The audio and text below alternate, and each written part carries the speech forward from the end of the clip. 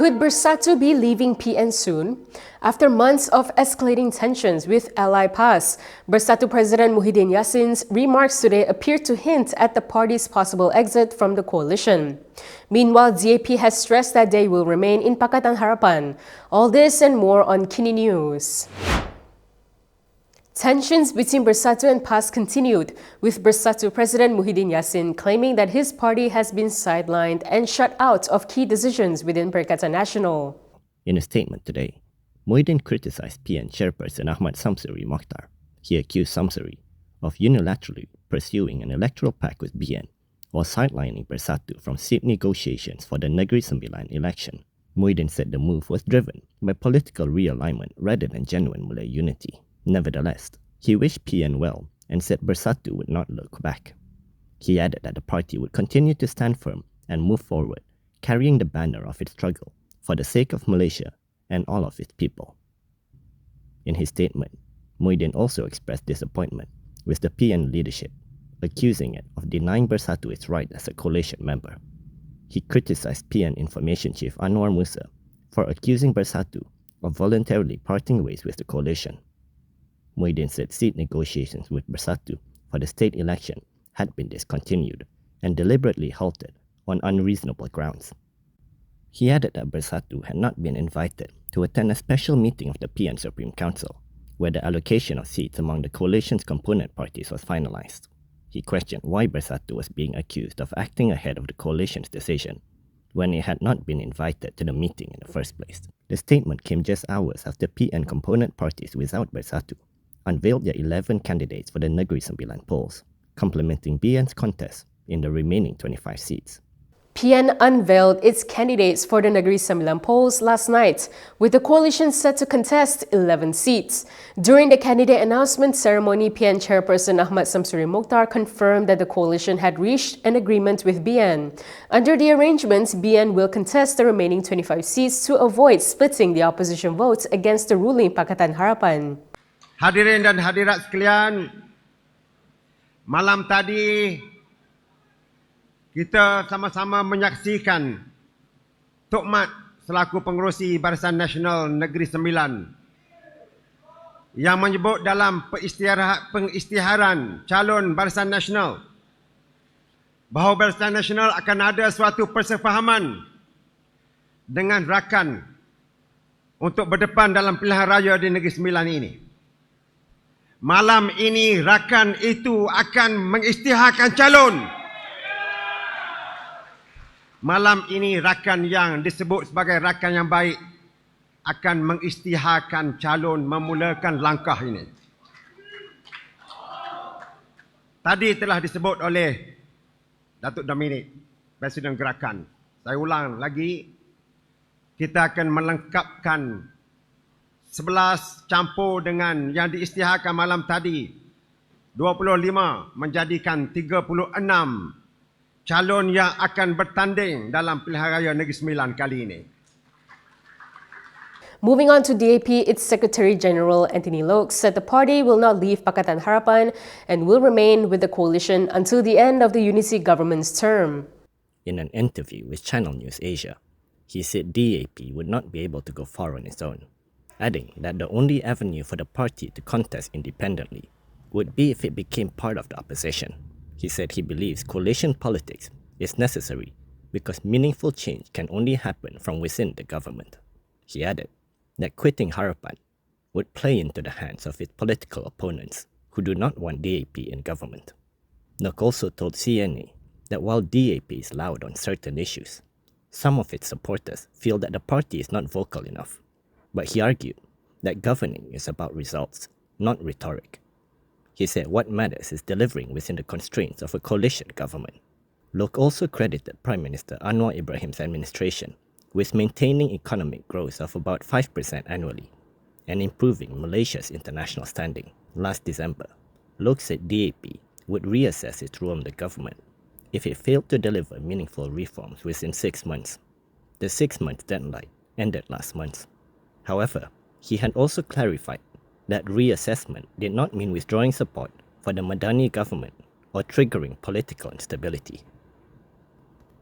From now on, you can also listen to KiniNews on Spotify and Apple Podcasts. Scan the QR code on the screen to follow us. DAP's Arsen Rayer has hit back at past President Abdul Hadi Awang after he accused the party of promoting Islamophobic propaganda. Rayer said Hadi appeared to be suffering from selective amnesia. The Jelutong MP also hit out at Hadi's description of DAP members as being pendatang brought in by the colonialist. In a statement to Malaysia Kini, Rayer questioned why PAS had formed Pakatan Rakyat with DAP if it truly believed the party was Islamophobic. He reminded Hadi that past leaders had previously campaigned for DAP candidates, including for Ram Karpal Singh in the 2014 Bukit Glugo by-election and Diana Sofia Daud in the Teluk Intan by-election later that year. He said Hadi appeared to have selective amnesia and questioned why he was blaming Pakatan Harapan. Rayer further questioned PAS's current political direction. He asked why PAS was distancing itself from Bersatu, if Pakatan Harapan was indeed promoting Islamophobic propaganda, and why the party had previously severed ties with Umno, only to now pursue an electoral pact with it. He also reminded Hadi of his Amanat Hadi speech in the 1980s, in which the past president declared that opposing Umno was a form of jihad. Yesterday, Hadi had accused Pakatan Harapan of promoting Islamophobia, including through its use of the term Green Wave to describe PAS's political rise, with DAP receiving the brunt of his criticism. Hadi did not provide any evidence to support his claims. However, despite accusing Harapan of using the term Green Wave to describe PAS's rise, it was PAS itself that popularized the phrase ahead of the last general election. The government takes a serious view of corporate mafia allegations that could undermine the integrity of and public confidence in public institutions. This is according to a minister in the Prime Minister's Department, Azalina Othman Said, who said that the ongoing investigation should be allowed to proceed independently, transparently, and comprehensively in accordance with the law and established procedures. In a written parliamentary reply, she said the government believes that probe findings should guide any follow-up action to ensure that every decision is based on facts, justice, and the rule of law. She added that the establishment of an RCI in Malaysia is governed by the Commissions of Inquiry Act 1950. She said that under the prevailing standard operating procedures, the process of establishing RCI begins with the lead ministry preparing a cabinet memorandum to address a matter of serious public interest. Once the cabinet approves the proposal, the Prime Minister will seek an audience with the Yang di-Pertuan Agong to obtain His Majesty's consent. Azalina added that the government remained open to considering the establishment of an RCI or any other appropriate mechanisms if deemed necessary in the public interest.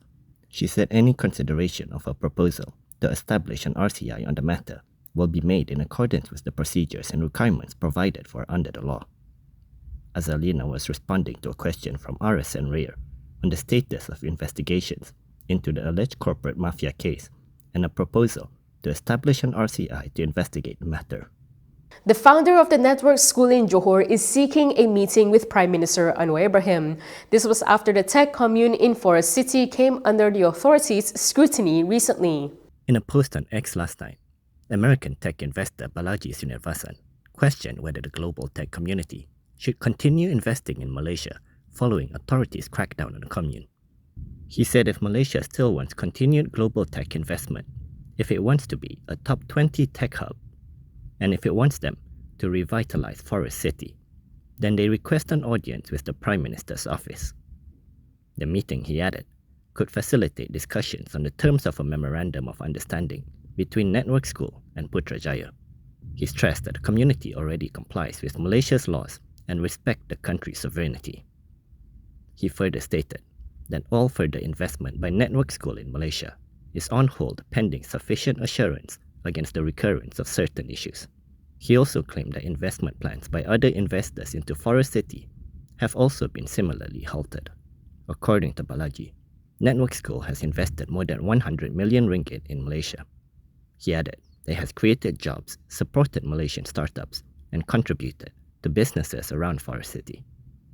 The Network School recently came under scrutiny after allegations surfaced that Israelis with dual citizenship were living there. The Johor government responded by ordering investigations involving multiple agencies. And that is all for me today. For more stories, you can go to kinitv.com. You can also follow us on Instagram, X, YouTube, and Facebook for the latest news updates. I'm Camelia. Thanks for watching.